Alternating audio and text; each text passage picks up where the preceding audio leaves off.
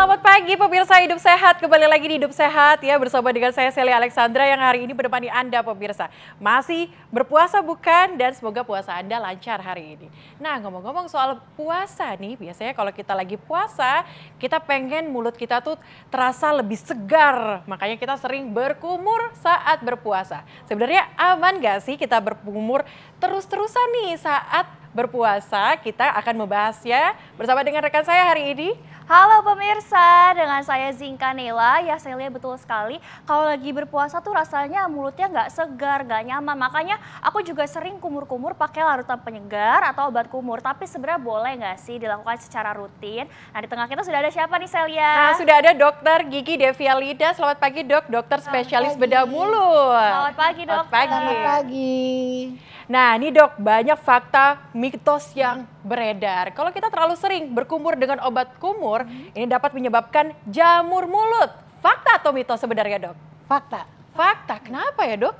Karena kan di mulut itu ada flora normal di rongga mulut, ada yang dibutuhkan, ada yang tidak dibutuhkan oleh mulut. Sehingga kalau seandainya bakteri itu obat kumur itu kan dia mematikan semua kuman. Jadi pada waktu bakterinya mati, jamurnya malah meningkat. Jadi sehingga tidak disarankan untuk kumur-kumur terlalu sering gitu. Oke, tapi dokter itu berkaitan nggak sih dok? Karena katanya kalau misalkan berkumur secara terlalu sering, Sering, gitu, ya dok, betul. bikin mulut tuh terasa kering, lidah berasa iritasi dan juga kumur-kumur. Ya karena terlalu sering berkumur-kumur itu dok, itu fakta atau mitos dokter? Fakta, karena terutama untuk obat kumur yang mengandung alkohol kayak gitu tuh itu menyebabkan mulut jadi kering gitu. Oh, tapi lidahnya juga beriritasi gitu dok. Iya, Terus iritasi. mulutnya juga jadi kayak rasanya nggak nyaman. Ya nggak nyaman, rasa kebakar, rasa bengkak, malah kadang-kadang tuh menimbulkan bisa menimbulkan kanker mulut karena kalau terlalu sering dengan kandungan alkohol dan SLL. Oke, dok menarik nih ya kita membahas obat kumur yang mengandung alkohol tadi yang sempat dokter sampaikan tadi. Terus kalau misalnya kita mau gunakan obat kumur, apalagi di bulan puasa saat ini pemirsa pastinya juga pengen nih, apa sih yang perlu diperhatikan sehingga tidak terjadi kanker dan juga jamur seperti tadi dok? Jadi memang dalam pemilihan obat kumur itu semuanya kandungan yang dasar dari obat kumur itu biasanya sama, tapi ada kelebihan-kelebihan yang diutamakan. Ada zat-zat tambahan seperti alkohol, xilitol, dan segala macam itu ada tambahan. Nah, untuk yang perlu diperhatikan dalam pemilihan obat kumur ini adalah ingredientnya apa sih? Sesuai nggak dengan kebutuhan kita. Kalau kita misalnya kebutuhannya untuk radang gusi, kita pilihlah ya obat kumur yang ada radang gusi. Nah, tapi untuk yang kandung alkohol itu sebaiknya tidak disarankan gitu. Karena kenapa dok kalau misalkan yang kandungan alkohol tuh memang? Karena dia bisa mengiritasi, bisa rasa burning, rasa kebakar, bisa nyeri gitu, Berarti kalau misalkan bisa merangsang terjadi sariawan. Kalau mau memilih obat kumur itu sebaiknya tuh yang herbal kah atau yang non alkohol atau yang gimana dok? Yang free alkohol. Yang free alkohol. Ya, yang SLS namanya. Jadi itu juga harus sebaiknya dihindari, dikurangin gitu. Oke, baik. Ini ngomongin soal apa yang dokter sampaikan tadi nih dok.